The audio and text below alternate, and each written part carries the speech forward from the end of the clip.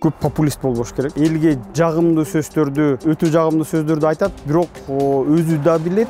Анан мен как аткаруу бийликте болгондон кийин аны билем, что аны аткарыш мүмкүн эмес экенчи. Кээ бир сөздөрү кичине популисттик болуп калат. Баягы айтыш оңой, анан аткарыш кыйын да. Аны баягы мен чоң атам айтып калчу эле, той өткөрүш керек экен деген бул 3 эле сөз экен депчи. Анын артында канча мээнет турат деген. Өзүңдүн тажрыйбаңа, анан өзүңдүн билимиңе жараша иш алып барыш керек дейм да. Өзүм ошо мамлекеттик аппаратты кыскартуу боюнча мен өзүм көз караштарым бар. Турмушта бардыгын өзүм өттүм. Атам 1,5 жашында өтүп кеткен. Мен атамды өзүм билбей да калдым. Мамам болсо 10 класста өтүп кетти.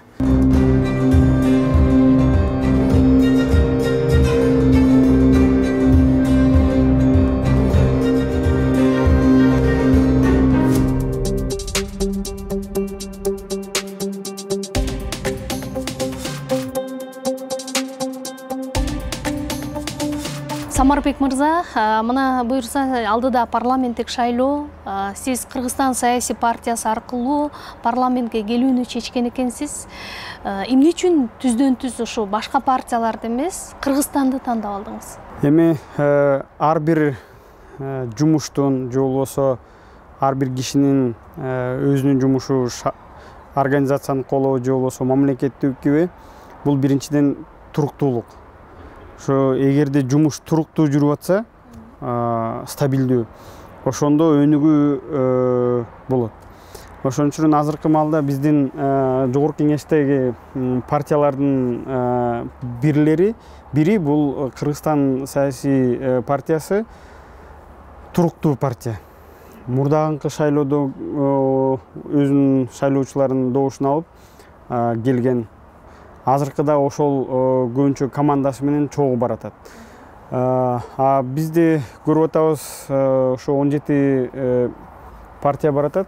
Азыр 15 болуп калды. Ошо 15 партиянын ичинен көбүнчөсү бул жаңы түзүлгөндөр. Анан баягы бир партияда жүрүшүп, анан экинчи партияга чогулуп кошулган, анан жаңы партия болуп аткан, бул туруктуулукту көрсөтпөйт. Ошон үчүн биринчиден ошон үчүн тандагам. Экинчиден болсо, бул партияда аякта производственниктер көп. Өндүрүштө иштегендер. Өндүрүштө иштеген, ошондой завод, фабрикаларды ачкан бул кишилер ошо элге жардам берелик, мыйзам чыгаруу тарабынан да, жумуш орунду да түзүп берелик деп ошого аракет кылгандар. Бул партиянын программасы, платформасын иштеп чыгууга өзүңүз катыштыңызбы, жокпу? Баарыбыз катыштык, өзүбүздүн ар бирөөбүз сунуштарыбызды бердик. Бардык сунуштарды карап көрүп, баягы айткандай, кеңешип кескен бармак оорубайт дегенде баарыбыздыкын угуп, чогуу платформа түздүк. Ошо программанын ичинде мен өзүм мамлекеттик жумушта иштегенден өзүмдүн сунуштарымды бергем. Айтыңызчы, негизи бул Кыргызстан саясий партиясынын бараткан бир топ саясатчылардын тегерегинде коомчулукта пикирлер бирдей эмес да. Анан бул маселе жеке сиздин өзүңүздү дагы ойлонтубу? Албетте, эми коомдо ар кандай ой болуш керек, анткени биз өзүбүз демократиялык мамлекет болгондон кийин ошо ар кайсы сферадагы ар кайсы ой жүгүрткөн кишилер ошолор чогулуп, биздин максатыбыз бир болгондон кийин чогуу иш алып баралык дедик. Эми мен сиз айтканыңызды эми түшүнүп атам. Ал кишилердин ар бирөөнүн өзүнүн аброю бар. Ар бирөөнүн өзүнүн шайлоочусу бар. Анан мурдакы биздин советтер доорунда деле ошо биздин кеңешке, жогорку кеңешке ар бир сферадан өкүл болуп барышчу. Мурда өзүңүздөр билесиздер, бизде СНП деп койчу, собрание народов. Эл өкүлдөр палатасында мыйзам чыгаруу деп экиге бөлүнчү эмеспи? Ошо эл өкүлдөр палатасында аякта ошол производственниктер да болчу, малчылар дагы болчу, спортсмендер да болчу, маданият кызматкерлери да болчу сферадагы. ошондой эле ар кайсы сферанын ар кайсы жердин өзүнүн өкүлү болот экен, өзүлөр даңазалап баалаган. Ошондуктан муну мындай жаман деп ойлобойм. Анткени ар бирөө өзүнүн ою бар, ар бирөө өзүнүн коомун, ар бирөө өзүнүн жерин өзүнүн өкүлү сунуштап аткандан кийин биз алар менен чогуу иштешибиз керек. Кыргызстан саясий партиясындагы парламентке келет деген талапкерлердин тизмесин карап көрсөк, сиздики эң аяк жагында экен да.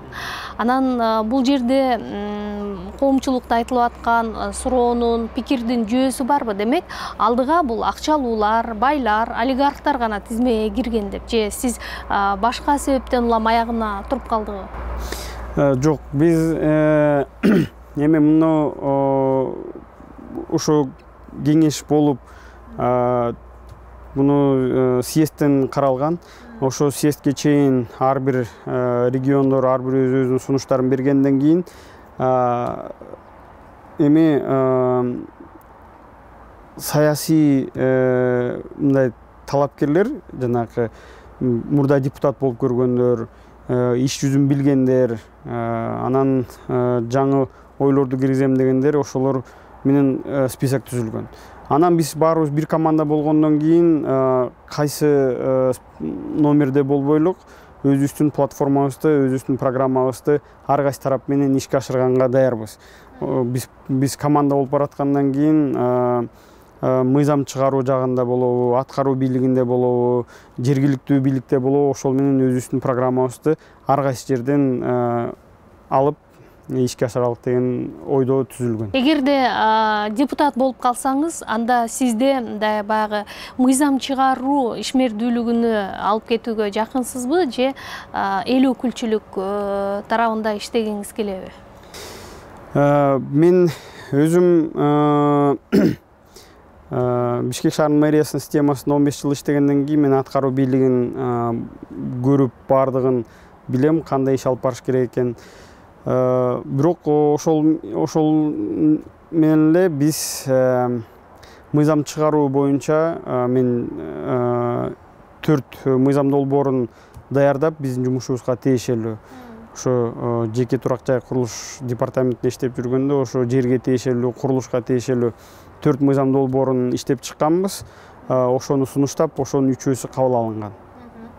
Аякта дагы анан өзүм специальностьтим дагы юристмин. Аякта бизде законотворческая деятельность боюнча бизде толук билимибиз бар. Анан дагы айтып кетчү нерсем, өзүм 2015 жылы саясий илимдеринин кандидаты болгом. Ошону жактагам, ошо өзүмдүн темам дагы ошо биздин мамлекетибиздин саясий идеологиясын түзүү деген тема менен жактагам. Ошону дагы ишке ашырайын деген өзүмдүн кыялдарым бар. Жакшы.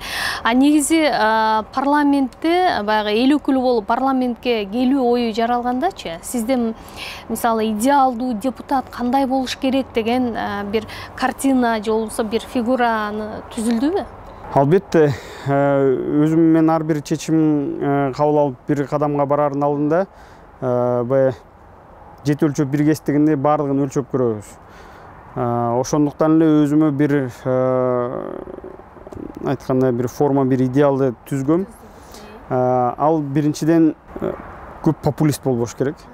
Элге жагымдуу сөздөрдү, өтө жагымдуу сөздөрдү айтат, бирок өзү да билет.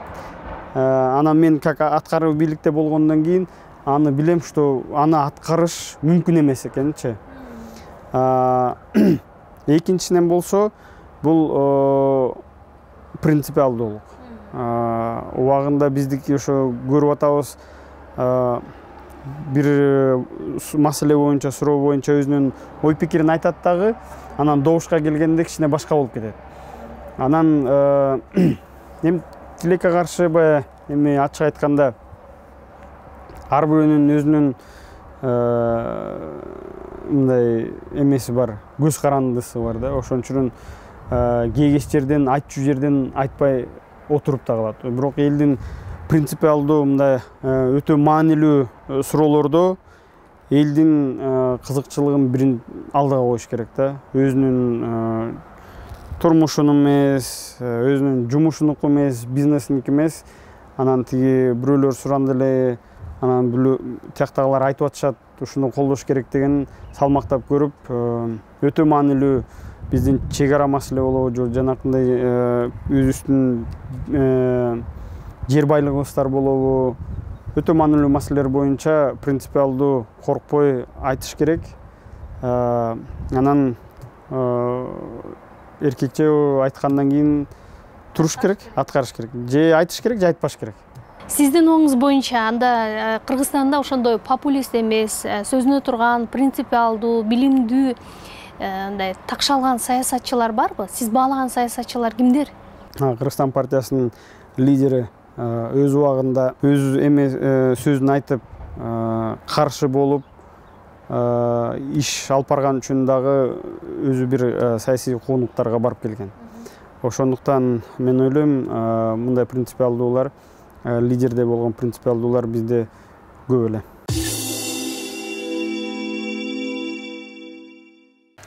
Самарбек мырза, негизи Кыргызстан эли саясий жактан абдан активдүү болуп атат учурда. Анан сиздин оюңуз боюнча бунун пайдасы көбүрөөкпү же зыяныбы? Менин оюм боюнча азыркы маалда пайдасы бар.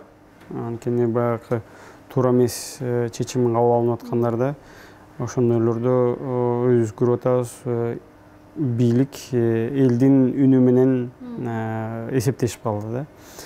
Анан бирок саясатка эл өзү көп көңүл бурган себеби бул бошсуздуктун да белгиси болот да.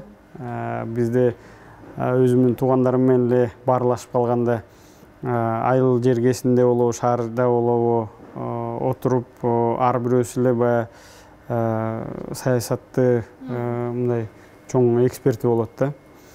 Анан өзүм да кей кезде таң калам, ошол эле айылда жүргөн менин туугандарым, досторум, же болбосо шаарда жүргөндөр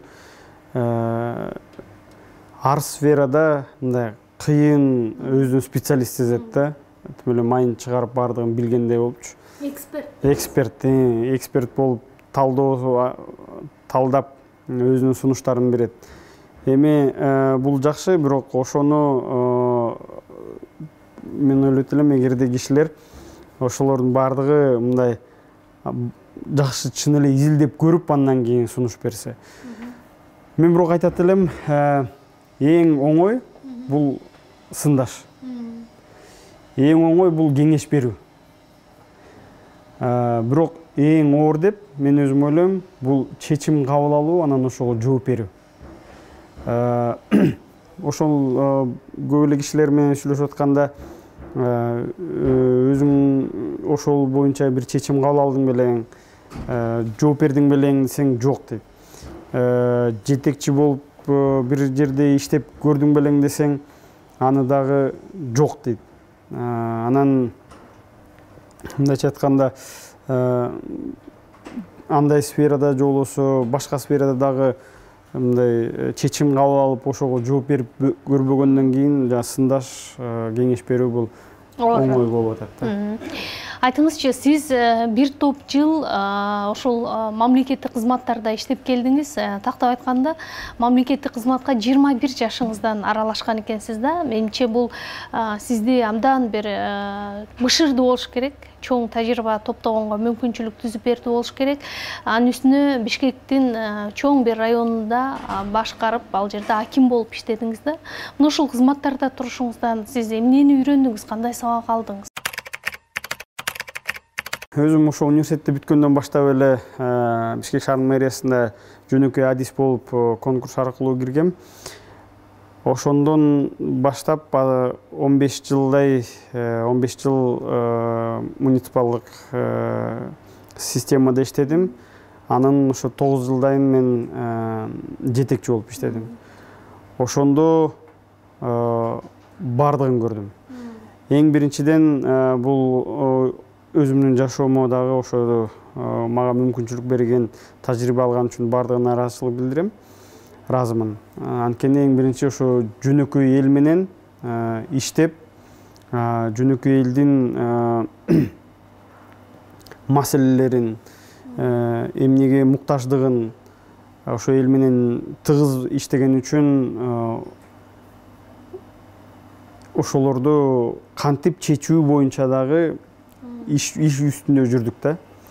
Эми муну ошо жогорку кеңешке дагы элдер аякта андай кишилер албетте бар, бирок көпчүлүгү жана маселени кантип чечүү жолун билбегендиктен кээ бир сөздөрү кичине популисттик болуп калып атат. Баягы айтыш оңой, анан аткарыш кыйын да. Аны баягы мен чоң атам айтып калчу эле, той өткөрүш керек экен деген бул 3 эле сөз экен депчи. Анын артында канча мээнет турат деген дейчи. Ошон үчүн бизде деле жана тиги мугалимдердин айлыгын көтөрүш керек деп айтып коет. Бирок ага канча каражат керек экен, кантип кайдан алабыз, бюджетти кантип толтуруп, анан аны кимисине канча эмне иш алып барат, анан бул айлыкты көтөргөндөн система жакшырып кетпейт, системаны өзүндө оңдош керек да, өзгөртүш керек. Ошон үчүн ошол өзүм мамлекеттик иштеп жүрүп, ошол тажрыйба менен аткаруу бийлиги болобу же мыйзам чыгаруу системасы болобу, ошол жактан ишти алып барып, ошону чыгарам, ишке ашырам дегенге толук көзүм жетет. Эгерде сизди кайрадан парламентке келсеңиз, аткаруу бийлигине кызматка чакырса, барып иштегенге даяр белеңиз? Мен каяктан мүмкүнчүлүгүм болсо, каякка көбүрөөк пайда алып келсем, мен ошол жакта иштегенге даярмын. Айтыңызчы, мисалы парламентке келсеңиз, сиздин эң ириде ушул мен приоритет берем, ушул маселени мен көтөрөм деген маселе барбы, азыр кайсы? Эми биринчиден өзүм жана мен айтып кеткендей, өзүңдүн тажрыйбаңа, анан өзүңдүн билимиңе жараша мындай иш алып барыш керек дейм да. Өзүм ошо мамлекеттик жумушта иштегенден кийин, анан көп бул жана жеке турак-жай курулуш департаментте иштегенден кийин ошол маселелерди коет элем. Эң биринчиден өзүм көрүп турам, кайсыл жерде ошо мамлекеттик мекемелерди кыскартыш керек экен, каякты күчтөш керек экен, каякка полномочияны берип, каяктын полномочиясын алып салыш керек экен.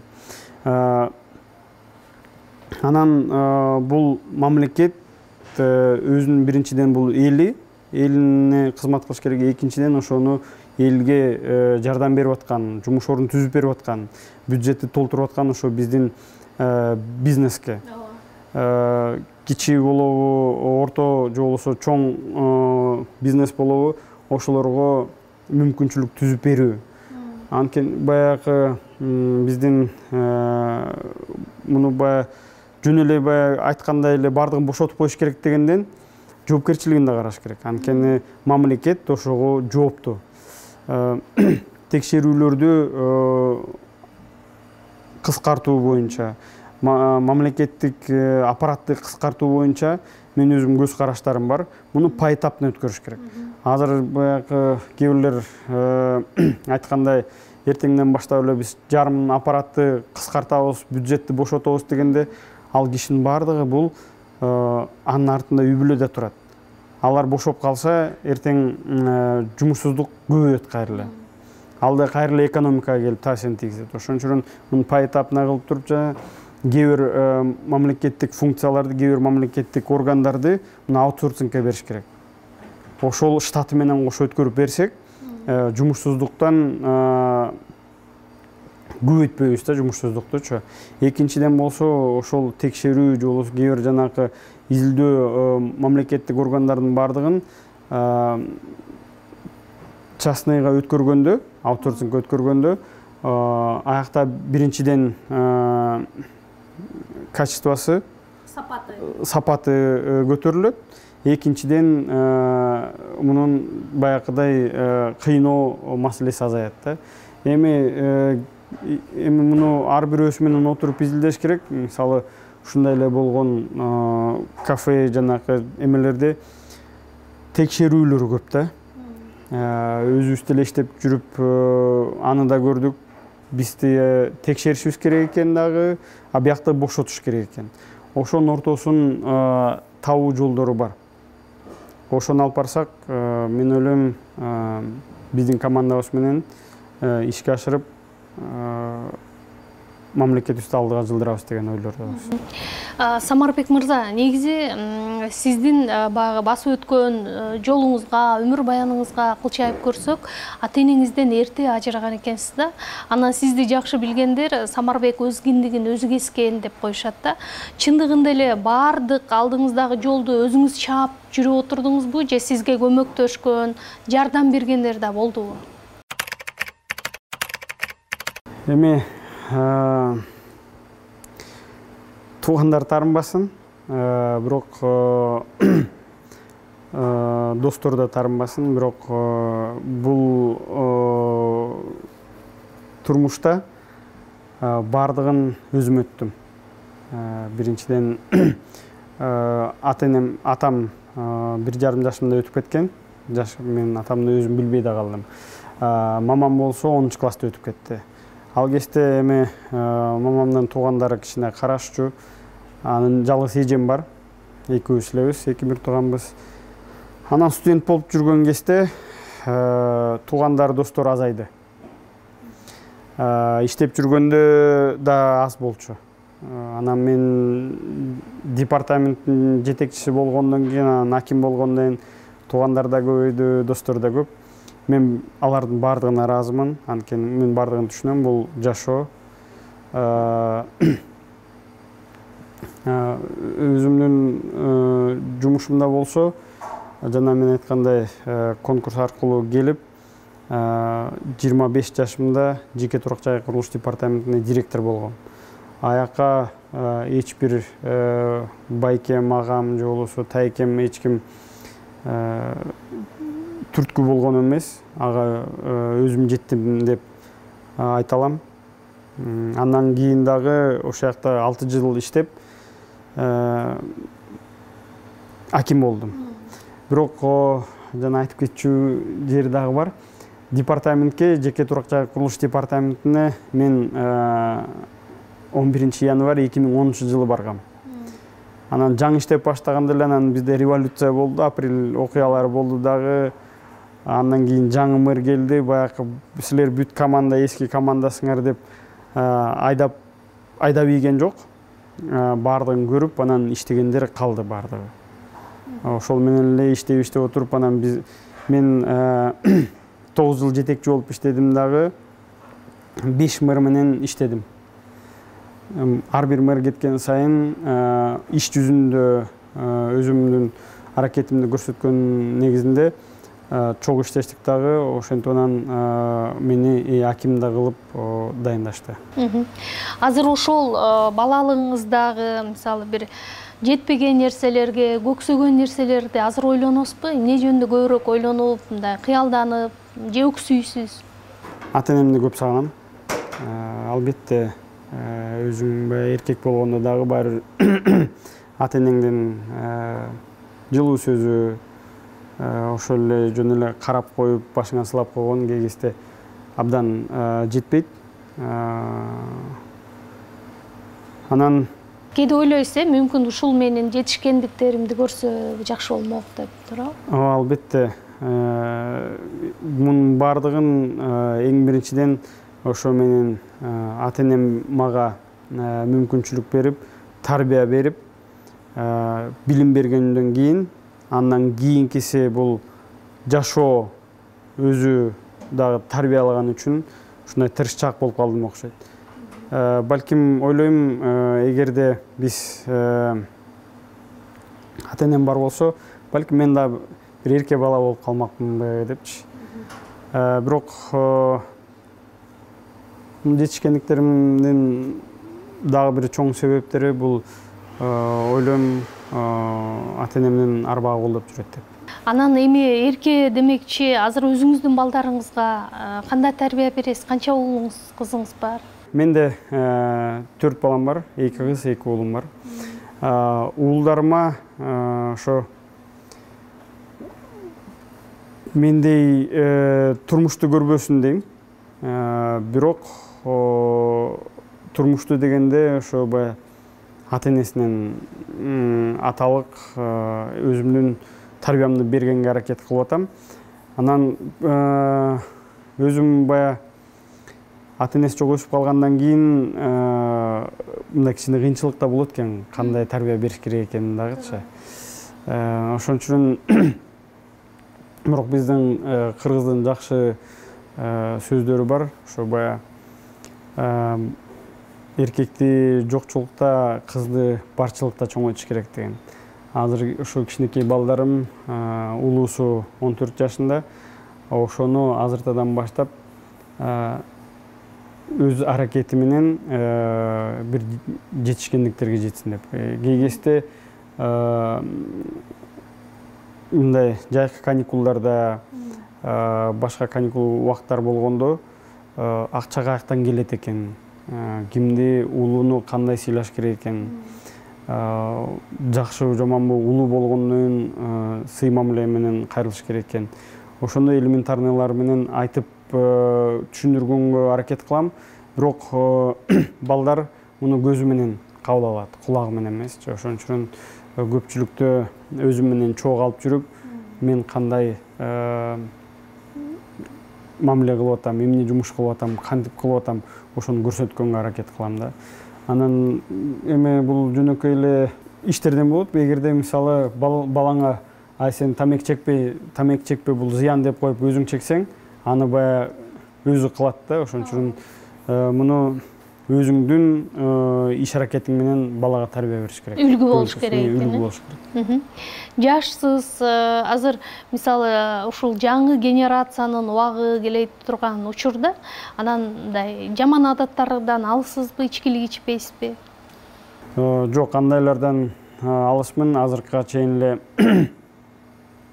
ошо байкемелери менен же тайкелери менен баягы көп жаш кезде көп мамиле түзүлбөй алгандан кийин деле азыркы маалда алардын көзүнчө катуу сөз айта албайсың, ичкилик такыр алардын көзүнчө мен кармай албайм да. Анан өзүбүздүн досторубуз менен өзүбүздүн чер жазган күндөрүбүз болот. Албетте андайларда өзүбүздүн ортобузда кээ бир эмелер болот, тойлордо өзүбүздүн каалоо тилектерибизди жанакындай эле өзүбүздүн кымыз менен жолусу эми кичине калп айтпаш керек, кээ кезде чарчаганда кичине пиво ичебиз жайында ысыкта. Чоң рахмат, анда ийгилик каалайбыз сизге.